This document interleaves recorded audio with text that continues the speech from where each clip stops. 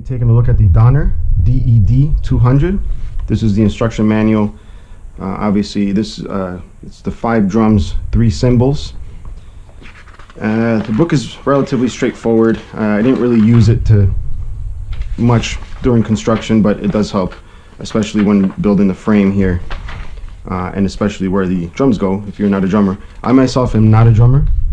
I am a musician. I play guitar, but I know very little about drums, but it's nice to have this since my daughter has an acoustic drum set, which is very loud, and it's good to have this if you want some peace and quiet. You can use headphones with it. As a matter of fact, if we look down here, we can see that there's an audio in, actually, if you want to play along with music. There's also USB. I don't know if that's for updates, and phone, which is your headphones. All right, so it goes through all the buttons here.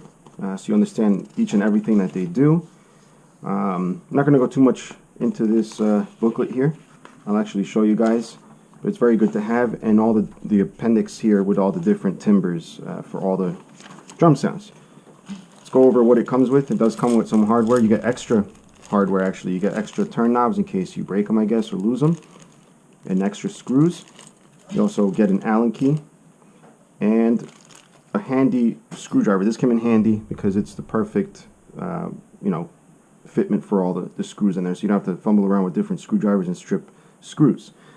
You also do get drumsticks, the actual nice little wooden drumsticks. They're 5As according to this. Putting this together was pretty straightforward. It's nice and neat. The only thing I might want to mess around with is just tidying up the wires. It does have like one of those computer connectors, like the old monitors that plug into the back here, and the cables are more than enough to be able to reach to all the little drum pads. They're phone plugs, or 3/4 inch plugs. I forgot what 1/4 inch plugs. I forgot what these are called. They're like guitar plugs. Does come with the cord to connect to the amplifier. If you're going to be using the amplifier, it is pretty long. I would say maybe 6 feet. It does reach my amplifier over there. As far as power, it's powered by this. So it's not a 3-prong, it's a 2-prong, very simple. This is not, maybe it's about as long as the connecting cable, but I had to use an extension, but just so you guys know, it's about maybe 5 feet, 6 feet, I don't know. It's not that much. As far as quality, again, I'm not a drummer, so I don't know how high the quality goes in these electronic drums, but I am satisfied with the finish on this. You got nice plastics. The actual frame itself is metal, and you got some, I guess some, what do you call it? The carbon infused plastic. It doesn't feel like regular plastic. It might be one of those composite plastics. You get some straps to tidy up the wires a bit here. All the hardware seems top notch. The materials, nothing feels cheap. Even the mesh for the drums here, I was concerned that I would rip it. I was very careful the first couple of times I used it, but I mean, it takes a beating. It takes a beating. I don't know how that'll hold up over time, but I'm overall impressed. The rubber on here doesn't feel cheap.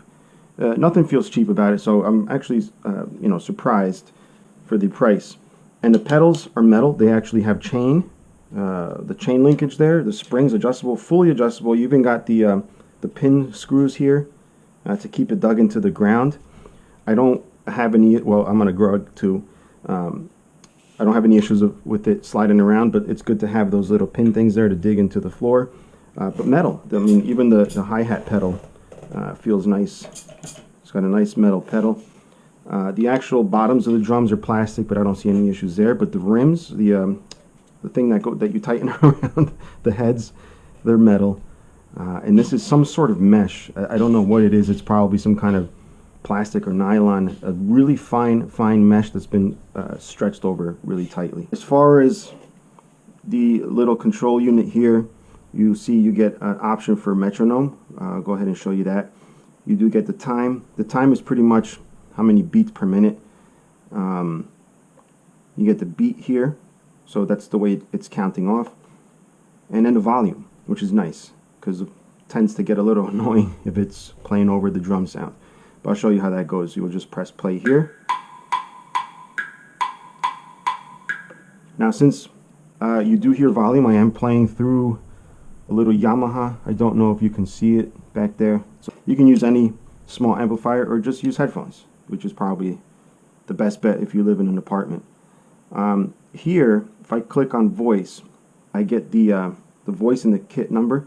I don't know if you can see it very well in camera, but when I tried taking pictures, the screen wouldn't show up right. But I'm telling you, this is nice and clear, so you definitely could see what the display is showing.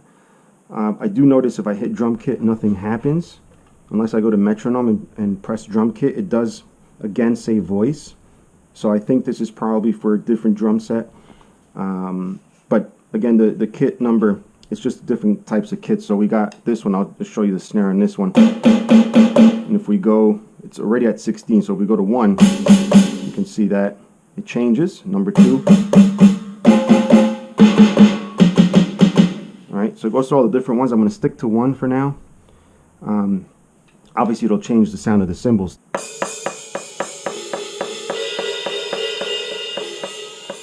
Alright, what's good about this is it's not just one sound. You can play as soft as you want. You can hit it harder and it gets louder. Same thing with the cymbals here.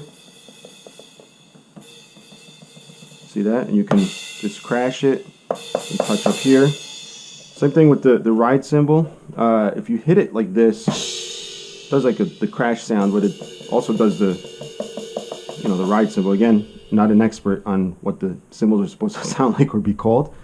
You got the toms here, right? And then obviously the snare. You got the kick drum. I'm hoping the volume comes through fine, since obviously hitting these is going to cause a sound also, but try and concentrate on the actual sound of the drums. It'll obviously be clearer through headphones and everything, but I don't have anything recording this direct. And then the hi-hat control here. Alright, so for example, you do this. You can also mute the cymbals.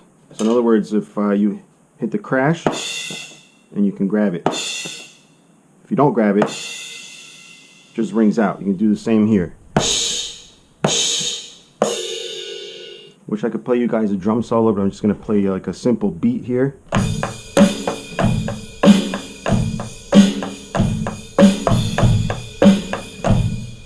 Alright, so again, I hope that carries over from the amp over there.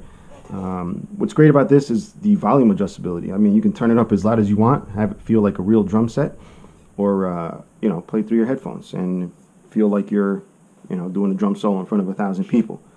I'll show you a couple of different sounds of drums. I'm not going to go through each one, but oh, another thing I forgot to show you guys, you do get rim shots, so that's another thing.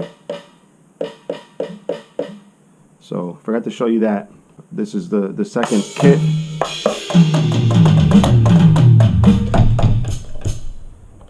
Number 3. Got number 4.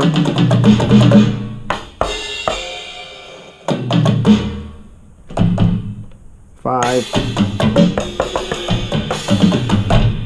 You even got some really synthy sounding drums. This is the bass, the kick drum. Snare. If we get down in here, you do have volume control, which is nice. The buttons don't light up, so you don't even know, and the screen doesn't change to tell you where the volume is, but you'll hear it as you press the button, so no concern there. Play. You can play a demo. I don't know if you heard me over that, but you can play a demo. You can change the beats and everything for the demo. Just going to show you that one again, but you just press that.